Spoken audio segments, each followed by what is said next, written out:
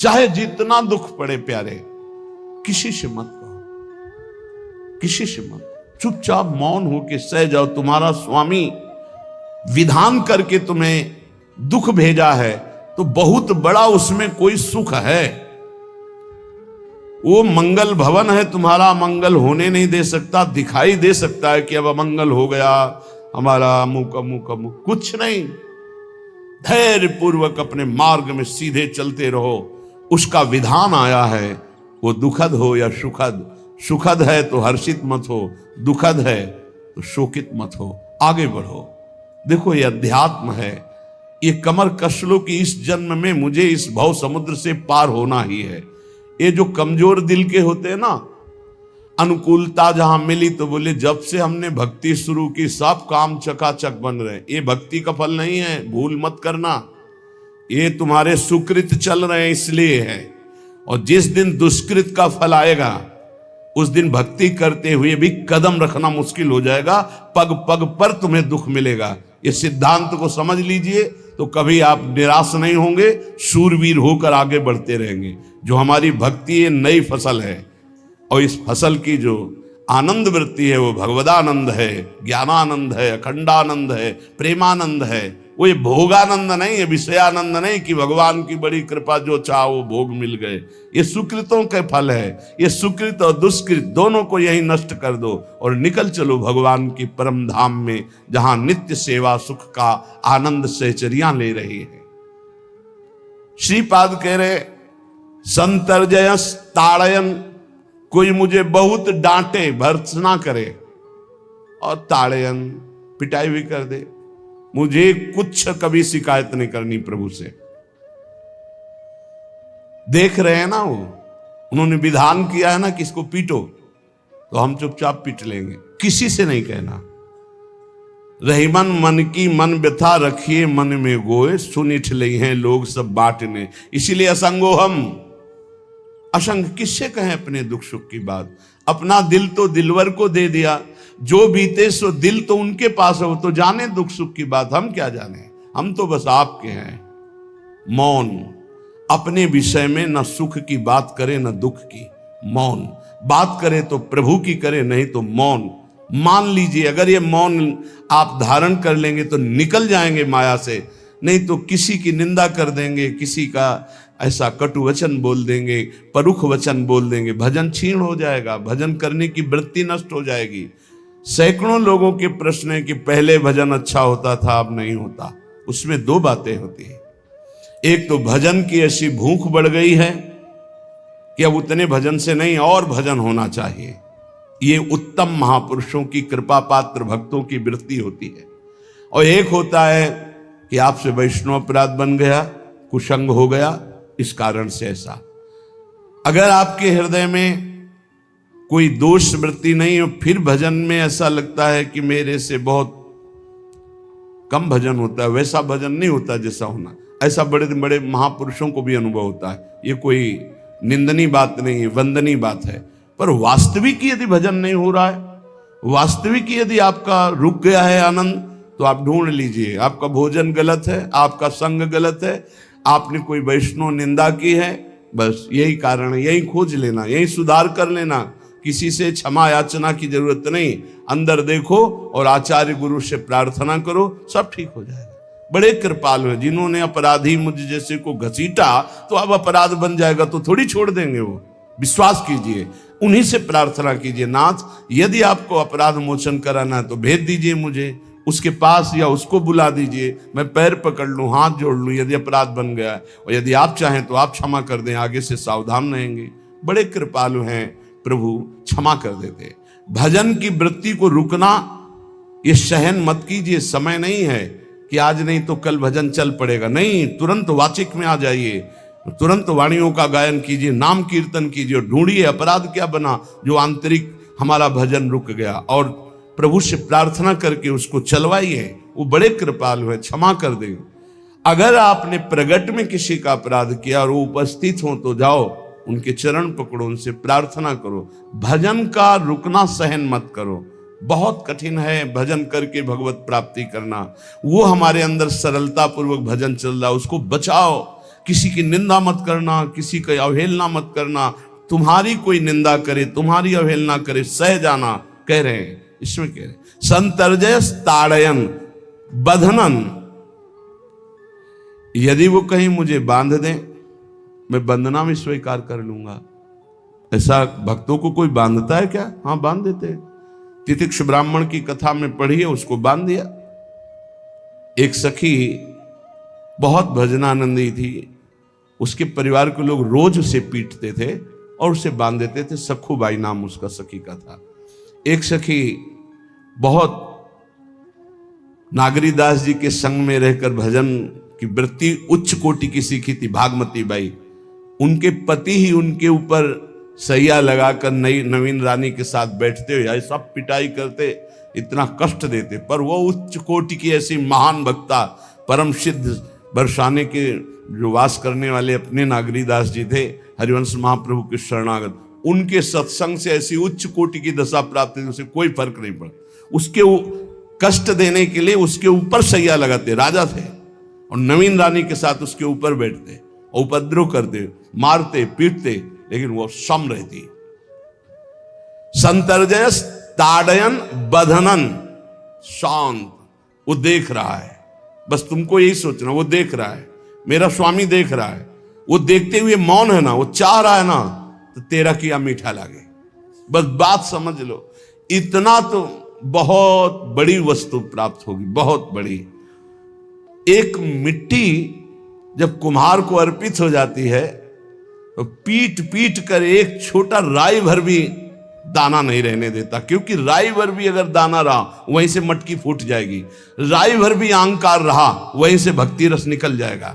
पीट पीट के उसको एकदम बराबर, फिर भी चैन नहीं, जल डाल के रौंदा, फिर भी चैन नहीं, हाथों से मल कर अपने अनुसार बनाया, फिर चाक पे चढ़ाया, जो चाहा आकार दिया, सूर्य के ताप में तपाया, फिर उसको दहकते हुए आवे के बीच में रख के पकाया, फिर उसमें रस रखने लायक क्षमता आ गई उस मिट्टी में। ऐसे ही हम जब संत महापुरुषों को, श्री भगवान को समर्पित होते हैं तो ये सब होगा। रस रखने लायक हृदय तभी होता है जब आवे में तपता है, इसलिए तैयार रहो। तभी नागरीदास जी ने कहा, बड़ो ही कठिन है भजन ढिग डरिबो। एक सूरवीर योद्धा की तरह जैसे उसके अंग घाव से युक्त होते हैं, वो कदम पीछे नहीं आगे ही बढ़ाता है, ऐसे भजनानंदी चाहिए। चाहे मुझे चोर कहा जाए, पतित कहा जाए, गाली दिया जाए, मुझे मारा जाए, बांध लिया जाए, तो भी मैं भगवान पर दोषारोपण नहीं करूंगा। मैं यही निश्चय करूंगा, प्रभु मेरे देख रहे हैं, जोई जोई प्यारो करे सोई मोई भावे, उनका विधान परम मंगलमय है। अंतः क्लेश मतीव दुस्सह तरम प्राप्नोति नाना विधई। मुझे अंदर से भी बहुत पीड़ा दी जाए, काम पीड़ा, क्रोध पीड़ा, लोभ, बाहर से तो ये दिया जाए और अंदर से भी ये दिया जाए, तो भी हे प्रिया जो आपसे नहीं कहूंगा। प्रेम में कभी शिकवा शिकायत नहीं होती, ना इष्ट से, और अपने प्रीतम के विधान से दिए हुए कष्ट को हम दूसरे से कह दें, धिक्कार है हमारी प्रीति को। प्रीतम सहावे और मैं दूसरे से शिकायत करूं? नहीं, हर विधान आपका सहूं। ये प्रेम है मस्ती का, ये लज्जू पंजू ऐसे काम नहीं है इनके। ये तो देखते हैं पैर धर के, अगर गर्म लगा तो हटा लेंगे, मत रखना गर्म ही गर्म है। और छाती मजबूत करके कि आग पे चलूंगा, तो पैर रखोगे तो चंदन हो जाएगा आग में भी। पूरे जीवन की बात कह रहा हूं, पूरे जीवन की। सोचो उस समय जब 13 वर्ष की अवस्था है और घर से निकले थे, कोई साथी नहीं है, कोई समझाने वाला नहीं, और आज इतना जीवन हो गया इसी यार के सहारे हुआ है। इसी यार, ना 1 रुपया कभी था, न रहा है और न रहेगा।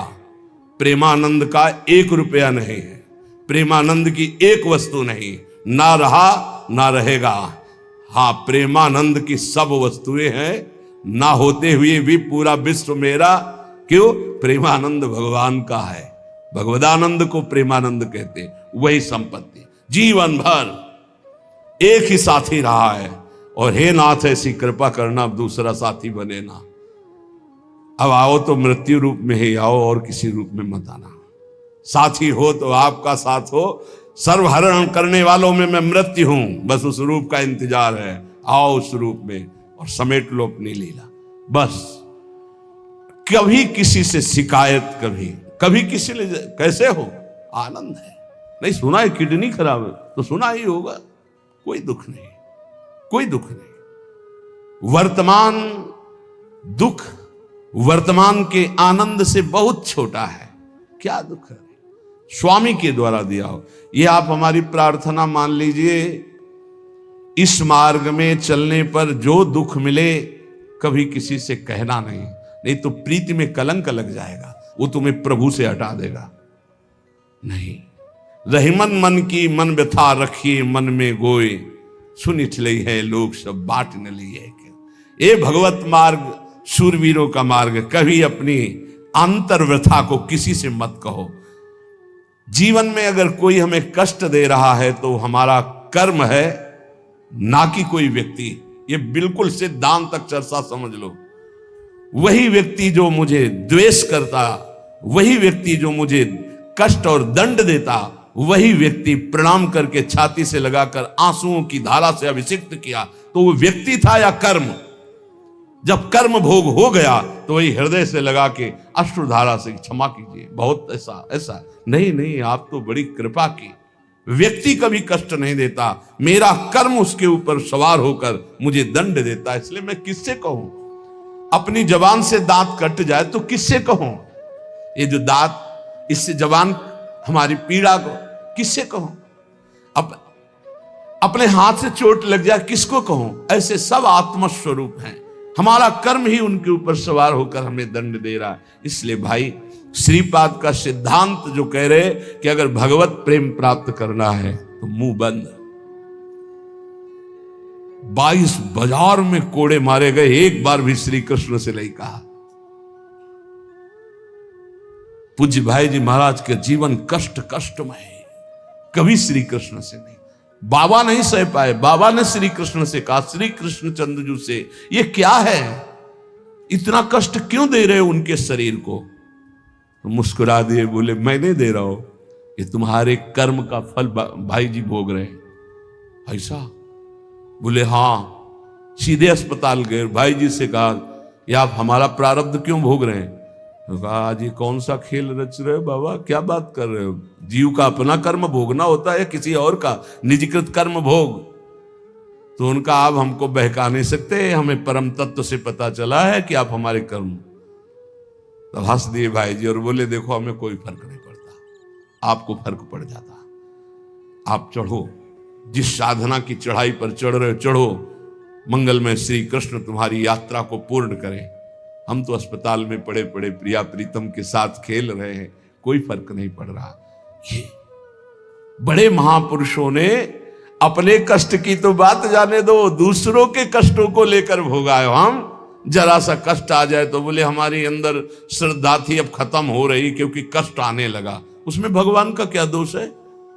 वो तो बड़े कृपालु हैं कि ऐसे पापात्मा होने पर भी मुझे महात्माओं का संग दिया, धाम का वास दे रहे, नाम जपवा रहे। अब हमारे पूर्व प्रारब्ध हमें कष्ट दे रहे हैं, इस समय भी वो हमें दुलार कर रहे। जीव समझता नहीं, केवल दोषारोपण भगवान और भगवत मार्ग पर कर देता है। इसलिए उपासक को अंतः क्लेश मति व दुस्सहतरम, ये जो आप काम क्रोध से जल रहे हो ना, ये तपस्या है, इसका बहुत बड़ा लाभ मिलेगा। और अगर भोग रहे हो ना, गिर रहे हो, पतित हो रहे हो, तो वो सुख नहीं, वो शांति नहीं, वो विश्राम नहीं। एक बात ध्यान रखना, इस शब्द को याद रखना। ऐसे रहने पर भी हमारे द्वारा जो भी, वो हमारे स्वामी ऐसे लेते हैं, जन अवगुण प्रभु मान न काऊ, दीन बंधु अति मृदुल स्वभाव।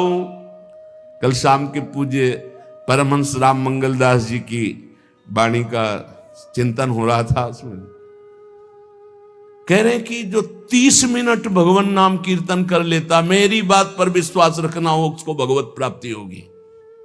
24 घंटे में 30 मिनट नाम कीर्तन कर लेता है, और अन्य समय वो विस्मरण रखता है तो 30 मिनट का नाम कीर्तन उसे भगवत प्राप्ति करा देगा। तुम्हें जो पाठ प्रिय हो 30 मिनट पाठ कर लोगे, भगवत प्राप्ति हो जाए, कर लो।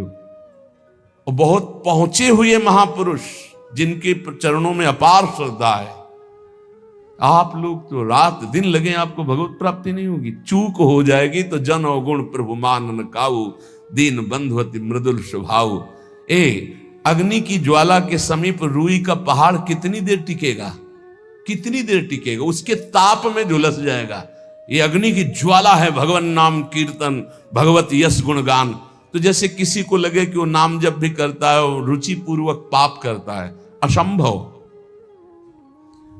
नाम जापक रुचि पूर्वक पाप कर ही नहीं सकता, उसका हृदय जलेगा पक्का। आप जप करके देख लीजिए, आप जप कीजिए नाम और फिर आपसे पाप जब बनेगा तो आप फिर हालत अपनी देख लीजिएगा, बार बार हृदय जलेगा, नहीं नहीं नहीं। एक दिन वो नहीं सिद्ध हो जाएगा और आप निर्विकार हो जाएंगे।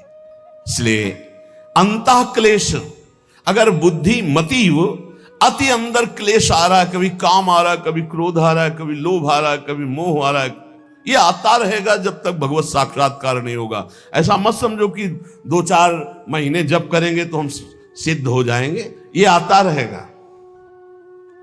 ये बहुत भागवतिक शक्ति से संपन्न है विकार, कोई साधारण नहीं है कि तुम माला जपोगे वो नहीं आएगा। माला जपते समय ही आएगा वो।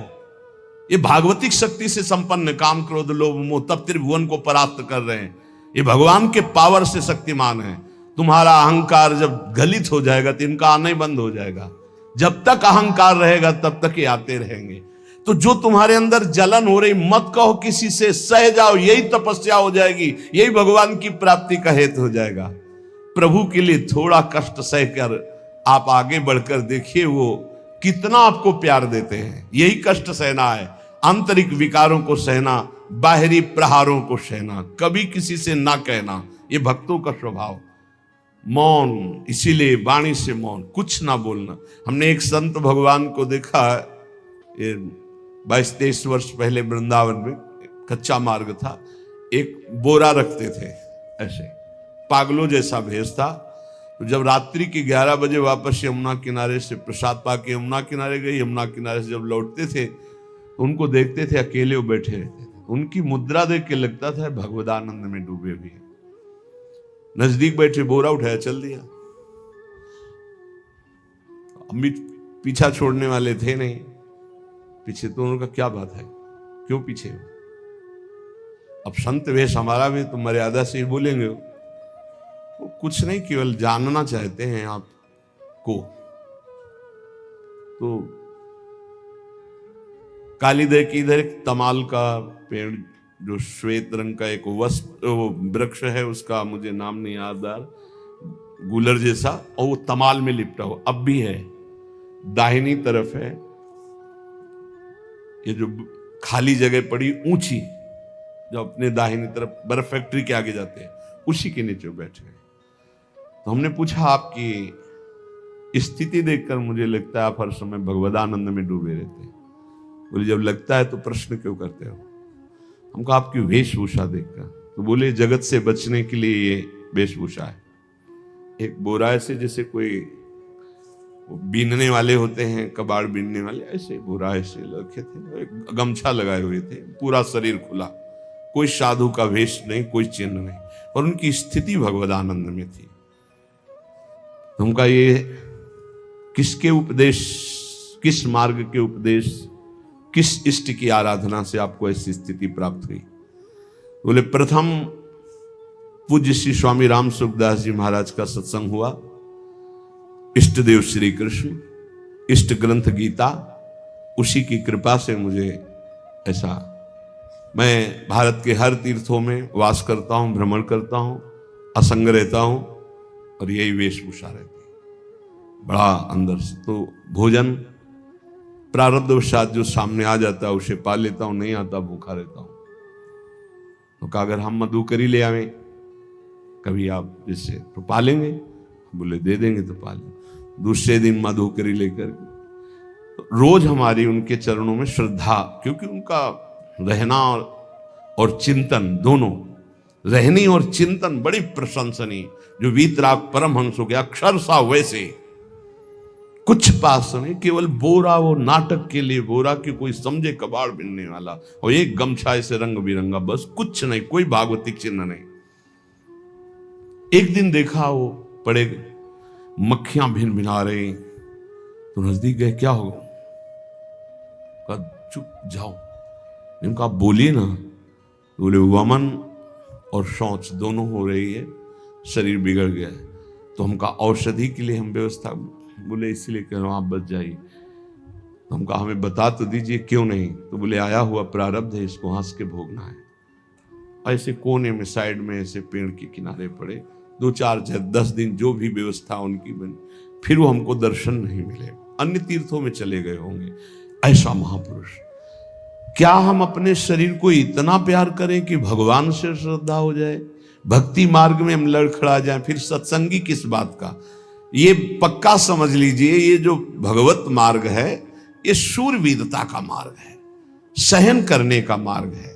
जितने भी महापुरुषों के चरित्र हैं आप पढ़ करके देख लीजिए, भगवान के चरित्र से भी ज्यादा लाभ भक्त चरित्र सुनने से इसलिए होता है कि हमको लगता है कि हमारे जैसा जन्म लेकर इतना कष्ट सहकर इस ऊंचाई पर पहुंचे, ये बड़ी बात है कि वो जीवत्व से हमारी तरह पैदा होकर ईश्वत्व को जाता है। इसलिए भक्त चरित्र में विशेष बल हमको प्राप्त होता है।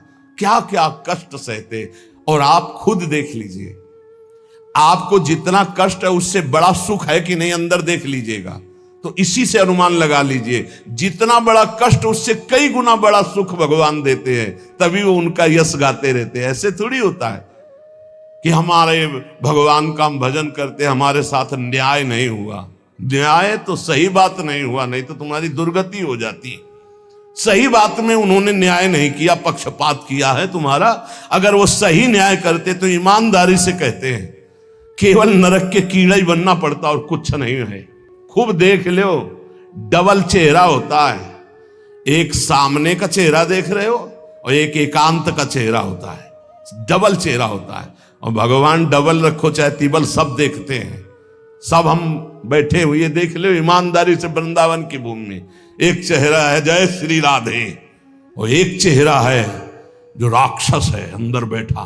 देख लो, अंदर देख लो, बिल्कुल इस समय सीसी कैमरे में हो, अंदर देख लो, एक राक्षस बैठा है, और उस राक्षस ने जो जो करवाया आप लिखो रजिस्टर में, तुम्हें याद है जितना, और इसके बाद आप न्यायाधीश बनो, फिर आपकी क्या दुर्गति होती उसका। इससे ऐसे होता है, हे प्रभु, तभी त्राहिमाम मचता है, तब उनकी कृपा नजर आती है कि बोले भगवान ने न्याय नहीं किया। हम कहते सच्ची बात तुम कह रहे हो प्यारे, न्याय नहीं किया इसीलिए बचे हुए हो। अगर वो न्याय कर देता, पक्षपात न लेता तुम्हारा, तब तुम्हारे होश उड़ते, चाहे जो कोई हो, अपना रजिस्टर जांच के देख लो। इसलिए कहते हैं कि सबकी जीवनी शुक्ल पक्ष की लिखी जाती है, कृष्ण पक्ष की तो केवल उसी की छाती जानती है, दूसरा नहीं। हृदय में जितने विकार, हृदय में जितना अंधकार, हृदय में जितना कूड़ा करकट, वो तो हम जानते हैं कि हमारी स्वामिनी की कृपा ने कितना निर्मल किया है।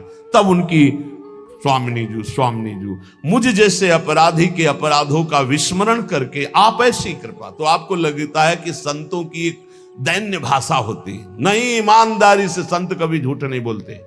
जैसे कह रहे हैं कि मौसम कौन कुटिल खलकामी, तो अंतर ये होता है कि आंख में जैसे थोड़ा पड़े तो बहुत बुरा लगता है, और पीठ में इतना बड़ा तिनका चला जाए तो कुछ समझ में नहीं आता। संतों का हृदय आंख जैसा होता है, थोड़ी सी भी गलती में हाय हाय मच जाता है, धिक्कार है तुम्हारे जीवन को, अपने को तुम क्या समझते हो और क्या है तुम्हारे अंदर विचार।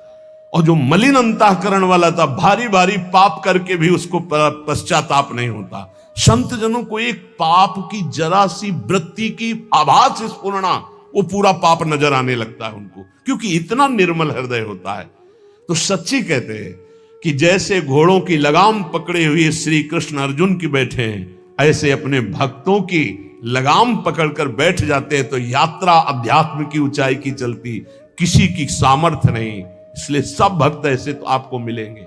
जहां सामर्थ्य की बात है वहां केवल श्री भगवान की कृपा है।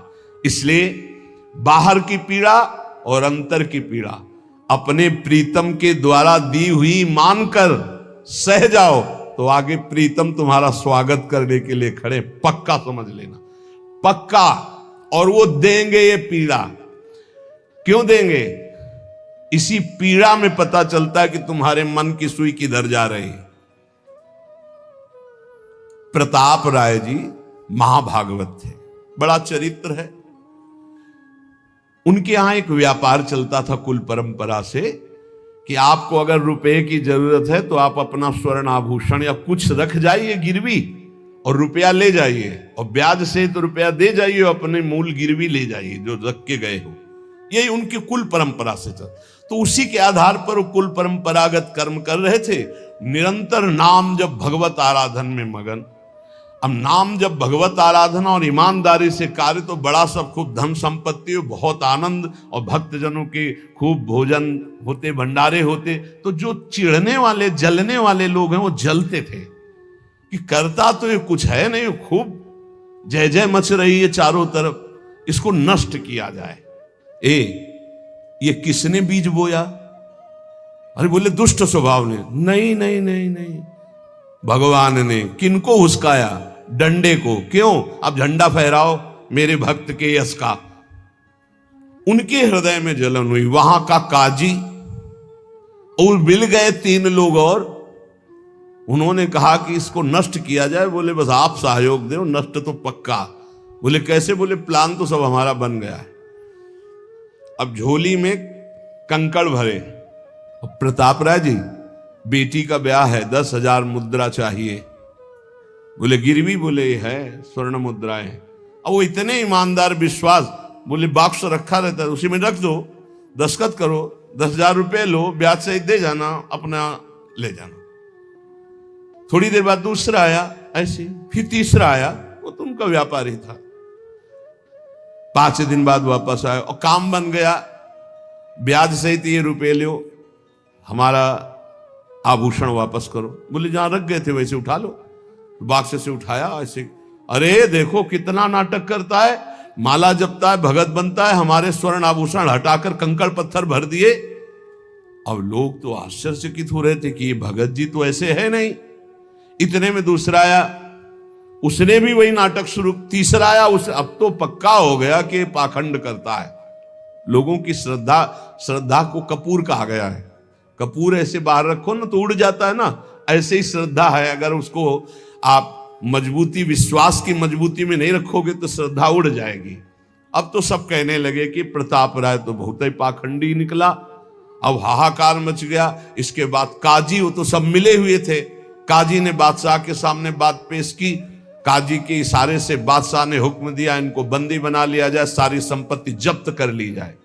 अब राज सैनिक बंदी बना लिए प्रताप राय जी को, सारी संपत्ति जब्त होने लगी। तो उन्होंने अपनी पत्नी से इशारे से कहा ठाकुर जी लो और भाग जाओ अपने मायके, ठाकुर जी को बचाओ। ऐसी स्थिति में याद क्या है? ठाकुर जी को बचाओ, उनका भोग राग चलता रहेगा, हम तो जेल में कष्ट भोग लेंगे। ऐसा ही हुआ। वो पीछे की खिड़की से अपने ठाकुर जी को लेके सब तहस नहस हो गया। म्लेच्छ सेना साहब नष्ट भ्रष्ट कर दिया, बंदी बनाया, उनको ले गए, जेल में डाल दिया। कुछ लोगों ने कहा कि महाराज अभी ठाकुर जी अष्ट धातु के हैं, बहुत महंगे हैं, उनकी पत्नी इसीलिए लेके भाग गई है। मायके से पत्नी को भी बंदी बनाया, ठाकुर जी को भी संपत्ति के रूप में जब्त किया, और जहां संपत्ति थी वहां गोदाम में ठाकुर जी को ऐसे जिससे संपत्ति डाल दी वैसे डाल दी। जब पत्नी नजदीक हथकड़ी बेड़ियों के सहित, और वो तब एकांत जब हुए तो उनका प्रभु आज तक मैंने कभी आपसे मांगा नहीं और कोई शिकायत नहीं की, बस एक कष्ट है इस समय कि आपको गोदाम में डाल दिया गया है। हम प्राणों से अधिक आपको प्यार करते हैं और आपको भोग नहीं लगेगा, आपकी सेवा नहीं होगी, ये हम बर्दाश्त नहीं करेंगे। प्रभु कुछ उपाय करो जिससे आपकी सेवा, अगर हमें ये पता भी चल जाएगा कि आपको भोग लग रहा है तो आजीवन हम पति पत्नी को जेल में रखो, मुझे कोई कष्ट नहीं। प्रभु ये सब कुछ हुआ, मुझे कोई कष्ट नहीं, आपको भोग नहीं लगेगा, इस बात से मैं जीवित नहीं रह पाऊंगा। भगवान देर थोड़ी लगी युगल सरकार गलवैया दिए हुए, इस स्थिति में भी तुम्हें मेरी चिंता है। तुम्हें अपने अपमान की, अपनी संपत्ति जब्त की, अपने जेल की, दुख की कोई चिंता नहीं, मेरी चिंता है। वही साक्षात्कार हुआ। अब तत्काल, अब वो तो चाबी बदलने वाले हैं ना। ज्ञानी मूढ़ न कोय, जस जय का रघुपत करे, तस ताही क्षण होए। बोले भियस महेश तब, ज्ञानी मूढ़ न कोय। उस वहां का जमींदार जो था, उसने कहा ऐसा हो ही नहीं सकता, यह सब गलत है, पाखंड रचा गया है प्रताप राय जी के प्रति। बादशाह के सामने विरोध प्रकट कर दिया, नहीं, सही जानकारी जांच हो। बादशाह ने उन तीनों को बुलाया और कहा फांसी पे चढ़ा देंगे यदि सही नहीं बोलोगे। सही सही बोल दिया कि उसमें हम सोना तो रखा ही नहीं था, कंकड़ रखे थे। काजी की ये सब बात थी। काजी को दंड दिया गया, तीनों को बंदी बना लिया गया। प्रताप राय जी को पूरा नुकसान सहित सब अर्थ दिया गया और बड़ा सम्मान किया गया। फिर जीवन, ये घटनाएं भक्तों के जीवन में आती है किस लिए? भगवत साक्षात्कार कराने। भगवत साक्षात्कार जेल में प्रताप राय और उनकी पत्नी को हुआ। इसलिए उपासक को कितनी भी परिस्थिति कष्ट की आवे, वो तुम्हारे आनंद का वर्धन करने वाले बनेगी, विश्वास रख लीजिए। बस किसी से सहयोग मत मांगना और किसी को अपनी बात मत कहना। प्रताप राय जी ने किसी से भी नहीं कहा, कुछ भी नहीं बोले, केवल प्रभु से कहा कि आपकी सेवा अगर हमको कान में सुनने को मिल जाएगी कि आपका भोग लग रहा है तो मुझे कोई कष्ट नहीं होगा, लेकिन ये मैं नहीं सह पाऊंगा कि आप गोदाम में से, क्योंकि मैं जीवन भर आपको दुलार करता रहा हूं प्रभु। अब